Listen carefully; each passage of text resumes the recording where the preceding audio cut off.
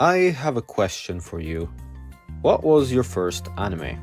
Chances are your pick was something like Pokemon, Cowboy Bebop, Yu-Gi-Oh!, Dragon Ball, One Piece, the big names basically. But when someone asks me that question, well, it's complicated. The memory is a little blurry, but from what I remember, when I was maybe 5 or so, I had this DVD. I don't remember if it was a gift or I asked for it at an anticola or something. Anyways, it was called Mazinger Against the UFO Robots, and it had this exact cover. This is an Italian-made compilation film from 1978. It's made out of 3 different, completely unrelated anime short films. Essentially, it's like Digimon the movie, it being not an actual movie, but rather 3 different short movies, Frankenstein together with a brand new script, desperately trying to make sense of it all. This is the same idea, but just over 2 decades before. Now, this movie's a pretty big deal for me.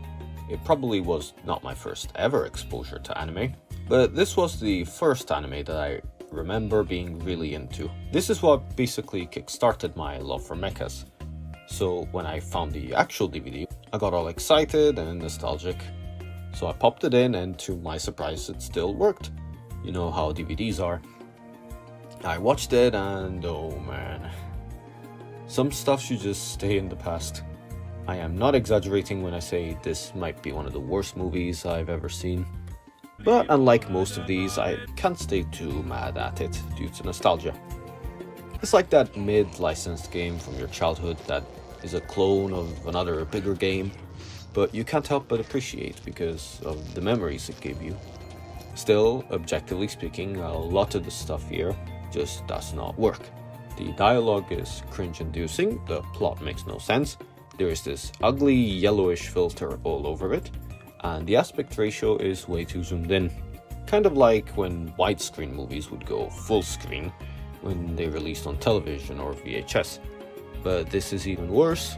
At least full screen would focus on the key moments of the scene. Here it's just perpetually zoomed into the center, regardless of what gets cut out. This is a massive problem throughout the film, so much of it is just empty space where all the action happens off screen.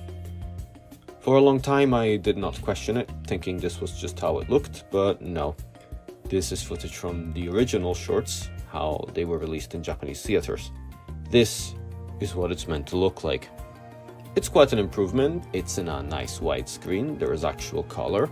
It really makes our subject here look even worse. That is one big pile of shit. Take the scene at the very start where UFO robots are attacking. Here you are supposed to see the deformed scaly thing burn a tree with its tongue, but here you can't see anything because the aspect ratio is made to fit a goddamn Motorola from 1952. I am not sure if this is a poor DVD release or this is what was actually shown in Italian cinemas. I really hope it's the former because otherwise I pity anyone who had to pay a ticket to see this. We paid $9 for this? It's hard to know for sure because all things considered there is no footage of this film online. Yeah, there is footage of the individual shorts, even dubbed in Italian way later on to actually reflect the original script. But footage of this weird, stitched together, ugly homunculus of a movie is nowhere to be seen. I had to rip the footage from the DVD to my computer. So as far as I know, I am the only person on earth to have an MP4 file of this. What a privilege. So fun mid-edit update. Cine Stampa's YouTube channel, which had been dormant for the good chunk of the 15 years it has existed, suddenly decided to just start uploading a bunch of footage relating to this movie. Not the full movie obviously, but like they do publish the footage on YouTube. And yes, this does confirm that I am not crazy. This movie does exist in all its quality. It just started uploading a few months ago as I was working on this video. Anyways, back to the video. I uploaded the full thing on the Internet Archive, so if you're curious, just know that it is in Italian. I may add subtitles later on, but I don't know if you'd really want to subject yourself to this. By the way, the DVD in question is from 2006. There were also 2 separate VHS releases in 1985 and 1995. I can't confirm if the quality is the same there, so we'll stick to the 2006 DVD release. Without further ado, let's have a closer look at Mazinger against the UFO robots from 1978.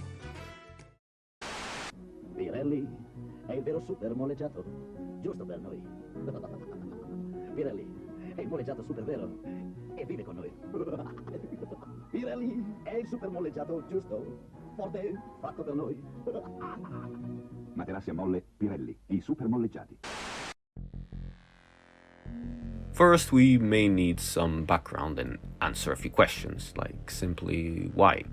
Why did Italy make this movie out of 3 different shorts from this old-ass anime series? To answer the question, we need to go back to April 1978, and Rai has bought the rights to the series UFO Rebel Grandizer, which is the 3rd entry into the Mazinger series. If you don't know, Mazinger is a huge deal. It was the first mecha anime and manga after its creator Gonagai got stuck in traffic and just wished his car would sprout legs. So Gundam, Evangelion, Gurren Lagann, they all owe it to some guy who happened to be at the interception at the wrong time. So due to the new mecha craze that had taken over Japan for about half a decade by this point, Italian broadcasters wanted a piece of that pie. So they aired the first episode of Grandizer, renamed to Goldrake, which is the name I'll be using since it rolls off the tongue better, on the 4th of April 1978, 6:45 on the channel Rai 2. And it was a hit. Man, you have no idea. To say Goldrake was popular in Italy would be an understatement. This was both the first anime and first mecha show to air in the country, so nobody had ever seen anything like this before. If you watch the series now, it's nothing too remarkable, and both in the Anglosphere and Japan it tends to be overlooked in favor of Mazinger Z and Getter Robo. But in most of Europe and MENA, it is extremely popular and instrumental in kickstarting a Western anime fandom a whole decade before the medium caught on in America. This influence remains to this day, as a French studio recently made a Goldrake video game. You know how people say that Lupin III is insanely popular in Italy? Well, Lupin was released a full year later. If it wasn't for Goldrake, Italy wouldn't have the thick monkey man. Due to this, anime is a lot more normalized and liking it is less stigmatized in Italy, so we generally missed out on the Pokemon satanic panic. Son, what is that one morning? He said, that's YouTube. They say the whole effort is to train children how to become reclusive, perverted monsters that masturbate fantasy creatures. But let's get back on track. I need to introduce you to the director. Yes, this thing has a director that gave directions, called Enrico Bomba. He was a director with a resume of mostly cheap knockoffs and erotic movies, plus some Egyptian films for some reason. But apparently he has a movie page of all things, and his films are there if you're curious. Really, his most notable qualities were that he was briefly engaged with a Playboy model, considered a rival to Marilyn Monroe, and that his death date is unknown. Not anymore. Serves me right for taking so long to make videos. Anyways, he was involved in this whole localized anime business and founded his own film studio called Cinestampa International. And given that Goldrake had just released and was basically the hottest thing on television, he sought to make some money. Because what easier way there is to make a quick buck than appeal to kids of parents with disposable income. So he got the rights to 3 shorts, put them together, rewrote the script, probably hired 6 acquaintances and whoever came to repair the sink that day to voice act, and shoved it into theaters. And when I said rewrite the script, I mean he was the only credited screenwriter, on top of being the director. This movie has Bomba's grubby hands all over. He's the only one to blame here. I did manage to find a blog from 2015 that went over an article that was written about this movie on a children's magazine that usually covered Western cartoons. It starts like this. Even il giornalino which did not seem... No. Even il giornalino, which did not seem to devote much space to Japanese cartoons, in the autumn of '78 had to address even a little bit of success of Atlas UFO Robot, dedicating 2 pages to the film Mazinger against UFO Robots. Obviously, the film was part of those italic eyesores created by breaking up the toy medium-length films on giant robots, in order to create a new film with a new and far-fetched plot. Compilation film. The link to the blog is in the description. You can probably do the auto-translation thingy that appears when you open up in your browser of choice. Not to be a spoiler, but that sums up the whole thing. After this movie, a few more compilation films were released. At the same time, Italian broadcasters were buying rights to whatever super robot shows they could get their hands on. And that's how we got masterpieces like Vanguard, Trider G7, Gakkin, Jkin, yes they're different, Combattler 5, Voltus 5, Astro Robot Combat Epsilon, originally called Gundam, not Gundam. And who can forget the classic, Astro Ganga. And to all the Americans, we obviously did not miss out on Voltron. We even got the American version, which is weird because Italy would usually get its anime straight from Japan. And yes, we also did get Daltanias, which you may know as the one originally destined to be Voltron. But it was not meant to be. Even if this was all for the money and the translations were ass, in all honesty, some of the opening songs of these localizations go so fucking hard. I could make a whole other video looking at the Italian mecha craze of the early 80s, because it really is a rabbit hole in itself. Now that we have some context, let's see how badly Bomba the Butcher messed this one up. Invernizzi presenta Sotto mare un elefante, sono certo un'attrazione. Appia! Eccomi qua! buono il formaggino Susanna! Evviva Susanna! So the basic premise of this movie is, well, to be honest, not much. It's a given considering it's 3 separate stories that were never meant to be seen together, but the general gist of it is that there is this Japanese kid named Ryo, who pilots the big robot Mazinger, and Earth is being invaded by these aliens called UFO robots. They try invading 3 times, and in each they get their butt kicked back to where they came from. Believe me when I say that this doesn't even scratch the surface of this movie. This was made from 3 different shorts, as I said before. They were Mazinger Z vs Devilman, Grandizer vs the Great Mazinger, and Great Mazinger vs Getter Robo. This leads to some continuity errors, like how in the first shorts is the original Mazinger Z, but in the rest it's the second robot Great Mazinger, or the cast and settings changing. They even changed the list of names for some unknown reason. In the Italian dub, Duke Fleed, the pilot of Goldrake, was called Actarus, but in this movie they changed it to Icarus, and his robot is no longer Goldrake, but Gold Jack. It really makes no sense, and I'm left wondering why. It can't have been a licensing issue, because Ricky over here could get the rights to dub the anime, but not the rights to use the names of the Italian dub. This makes it feel even more like a bootleg. Also, am I the only one who thinks Duke Fleed is a bit of a silly name? I suppose he is alien royalty, but still. Damn, that's the second time those alien bastards shot up my ride. Also, did you know Grandizer got a regional English dub for American television, where everyone has a southern accent? Father! Why don't you help Johnny? You've left him all alone with the chores again. Hey, I'm not goofing off. You know I'm the president of the Let's Welcome Aliens to Earth Club, and my chief duty is to man this telescope. Anyways, let's finally dig into this movie. It begins with the first short, Mazinger vs Devilman. By the way, this is based on 70s anime Devilman, not manga-accurate Devilman. So if you're expecting some crybaby-like trauma, then I hate to be the bearer of bad news. We open with 2 big baddies trying to attack the research center where Koji Kabuto, here Ryo, not to be confused with Devilman Ryo, and his whole family lives. In the Mazinger Z anime, these are called mechanical monsters, at least in the Italian version. But here, Ricky Bomb changed their names to UFO robots, even though they don't even remotely resemble UFOs. Mazinger is accompanied by the professor's daughter, who pilots a pretty robot that is completely useless, bare from titty missiles, and gets completely wrecked just by looking at her mane. Because 70s Japan hates women. Humongous hungalonga no no loga. The baddies are defeated, but when it all seems over, a new threat pops up to confirm that this is a Devilman crossover. Does she look familiar? She flies over to an urban center too. Well, I'm not sure actually. Wreak havoc?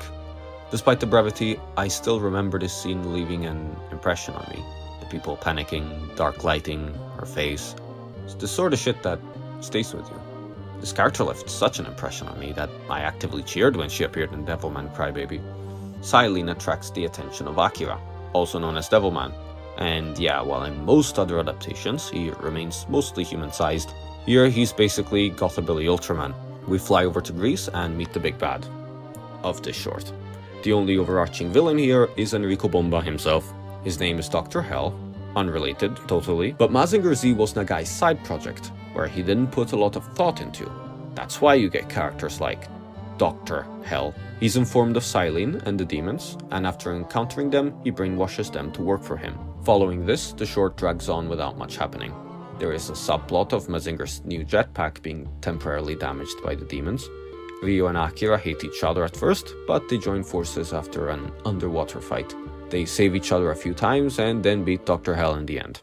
Overall, bar the obvious problems that I went over, it's not too horrible, mostly just boring and average. But here we see an early sign of how this movie doesn't work. What I just described is a basic story. Setting is established, conflict begins, and is resolved by the end. Sorry for saying that, but this isn't the whole movie. It's only the first third. This would be fine if it was an anthology movie, but Bomba didn't want to just make an anthology movie, did he? The dub is surprisingly accurate to the original, bar the UFO references, of course. They even retained the fact that it's set in Japan, which is much more than I can say for some other dubs done much later. These donuts are great. Jelly-filled are my favorite. Nothing beats a jelly-filled donut. Maybe if you just opened your eyes, you'd fucking know. And Ryo's delivery can come off as hammy, which makes it a little fun. It's better than the redub where he just sounds tired.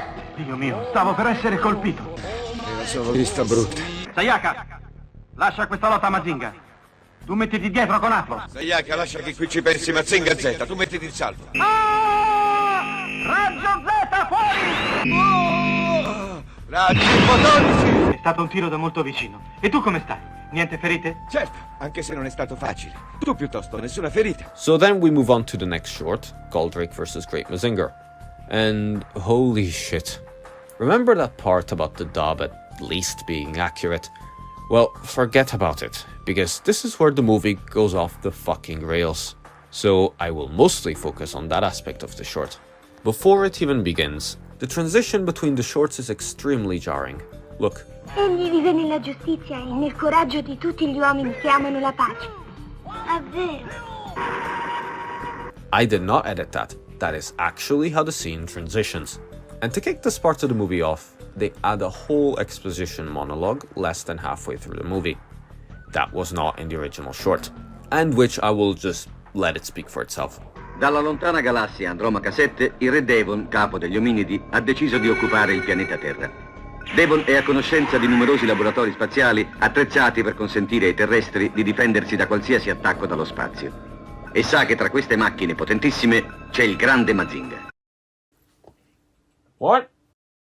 Next we meet the next villain, introducing himself to these two who are recurring villains in the anime. Now, in the original, the base spots his pill-shaped UFO and demand for it to stop, to no avail. They consider firing warning shots before it crashes. He introduces himself as Barendos and claims he was sent by King Vega because these two have repeatedly failed to colonize Earth and destroy Goldrake. Finally, he boasts that if he succeeds, those two are going to be executed and left to drift off in space. According to Henry Explosive, however, the base's commands are blocked for no reason. Their first plan with the pill ship is to destroy it without even knowing what it is. And when Barendos shows up, he claims he was sent by the Demon King. The plan is to destroy the Earth instead of colonizing it, on top of destroying Goldjack. And their punishment for failure? Having to live on Earth. So, either this is meant to be a twisted and subversive death sentence, since the plan is to blow up the planet anyway, or, the most likely explanation, Enrico was in the middle of writing this and was distracted by Fanny before he could notice that this doesn't make a lick of sense. Soon after, there's a scene of Duke Flea, Icarus in the morning at his ranch. because that's where he lives in the show. In the original, he goes on his horse for some morning exercise and invites his friend Hikaru to come with him. She accepts, and the kid here teases her that she really just wants to be alone with him. So they get to some secluded area where she asks him about memories of his planet Fleed, where he says how much he likes Earth. He gets some traumatic flashbacks and swears to protect his newfound home. There are some romantic overtones, but overall it's completely platonic. It's a nice, low-key character interaction. We can assume that there might be some romantic sentiments here and there, but it's very subtle. This wasn't good enough for bomb battle! The scene starts off well enough, but then we find out that they are engaged, because you can't have people of different genders be in a platonic relationship, can't you? And the flashbacks are reworked as some sort of psychic power where Duke hears his mother's voice whenever he thinks something bad is happening somewhere. Now, this may seem like nitpicking, and it sort of is, but I can't seem to let go of the fact that Enrico looked at this scene and thought not hetero enough. It's one thing for a kid to mock them, it's a whole other thing to make those two canonically engaged, in making sure the audience is well aware of it. No homo. This whole change is just completely unnecessary and pointless. It adds nothing, whether it's the forced romance or his hippie third eye bullshit. By the way, I know I've gone about the moving camera, but this is probably the most ridiculous example. Oh man, he's over there. Oh crap, scene changed the right. The rest of the short is pretty straightforward. Villain captures Rio to know where Great Mazinger is, he takes it, fights with Goldrake, but then Rio breaks free and takes back control of Mazinger. They beat Space Hindenburg, the end. Notice however, during the final fight, the dub is all over the place. Sometimes you can still hear the Japanese dub, and at times like in here, you can only hear the Japanese dub.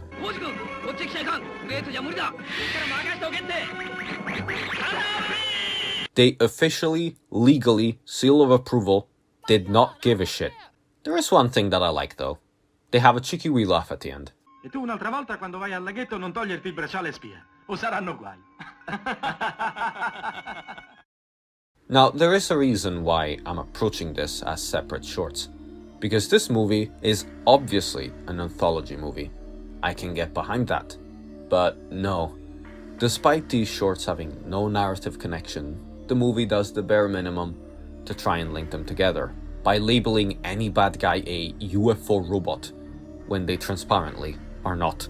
You could say that there was only so much they could have done with what they had, but at that point, why do this at all? And why do it so half-assed? They could have easily done a heavy metal and just ran with the fact that these stories are hardly connected, or even just released them separately. Milk this cow for all that it is worth. Digimon the movie is a bleeding mess, but they at least tried to hide the fact that it was an anthology. Here, however, it's insulting to the audience's intelligence if Enrico expected anyone to think that this was a cohesive narrative, something that was meant to be seen in this way and order. Granted, the intended audience was probably kids, so I can assume that his philosophy was, Yeah, he's a kid. Kids are stupid. And in a way he was right. When I was a kid, I didn't really mind all of this. Still, doesn't excuse this half-baked attempt at making a movie and money. When you hear about bad localizations like, say, Warriors of the Wind, sure it's bad, and so much is cut, but at least there was an attempt to do something. Here, it's the absolute bare minimum. There is barely any effort here whatsoever. It's so clear that it was made to capitalize on a recent trend just to make a quick buck. Anyways, we're on to the final short, which involves Getter Robo, which I'm willing to bet a lot of you are familiar with, since they have a bit of an anglophone cult following online. Wheel Gun, instead of Gil Gun, is a kaiju type monster that feeds on metal. And guess what big urban centers are utterly stuffed of? By the way, if any of you is a Super Robot Wars fan, this thing should look very familiar. This is probably the best part of the movie, as it doesn't drag on like the first short, and its more reddish aesthetic complements the piss yellow filter. That's not saying much, however, because story-wise, this is easily the worst of the trio. Why? Because nothing really happens. Okay, individual stuff happens, of course. There's things that do happen, but there is no point to anything. There is no drama, no conflict to speak of, no nothing. The giant monster shows up, the Mazinger and Getter robot doctors choose to work together after they individually get their booties handed to them. They initiate a plan, and then they just do it, and they win.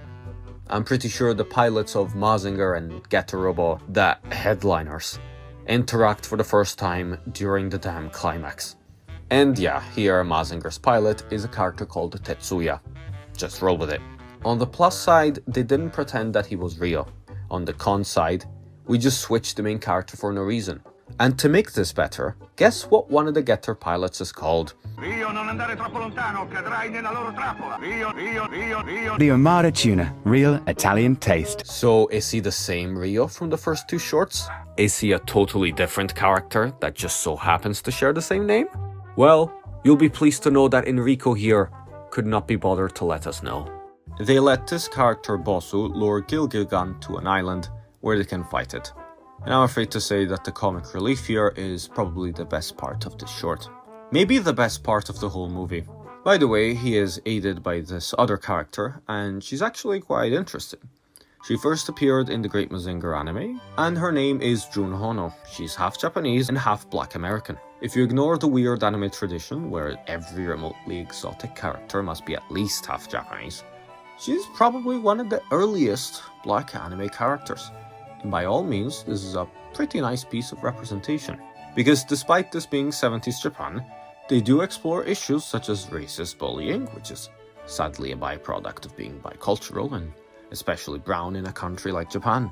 And this character and the way she was handled is pretty progressive and ahead of its time, especially considering how anime and manga have a long-standing issue when it comes to characters that aren't wholly pale. And while things are getting better, I think it's important to highlight and remember one of the earliest cases of positive representation in the anime. Are you going to return to the subject of this video anytime soon?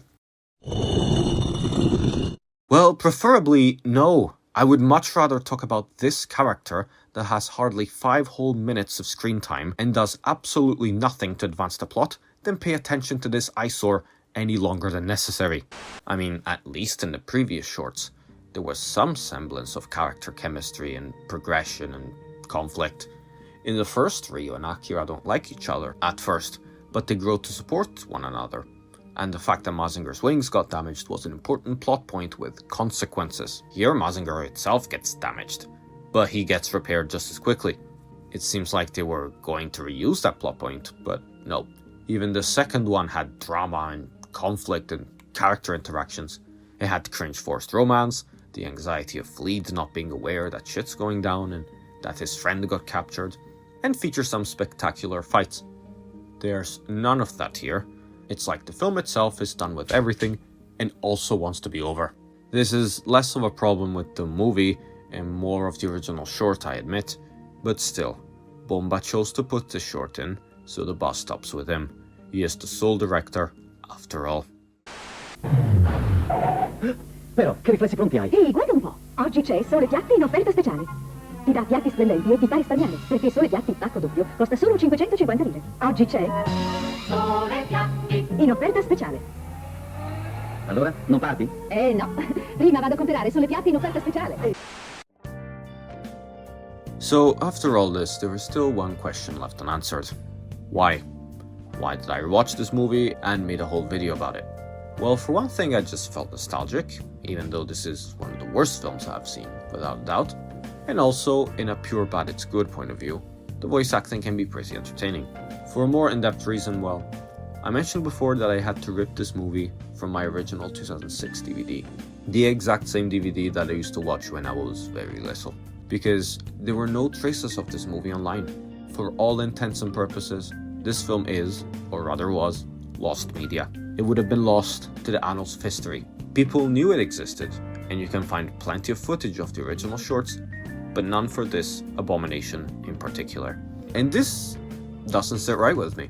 Sure, it's a turd, but that doesn't make it deserving of being forgotten or lost in the annals of weeb history. We shouldn't just remember the good parts, you know? Because yeah, this movie is a piece of history. As Grandizer was the first anime to air on Italian television, this was probably the first anime movie to release in Italy, and perhaps all of Europe. This may as well have been many people's introduction to this medium. It's not the best first impression, but hey, David Bowie's debut album was so bad that he was dropped by his own label. We all start somewhere. In conclusion, this film sucks, but in a weird way, I'm glad it exists.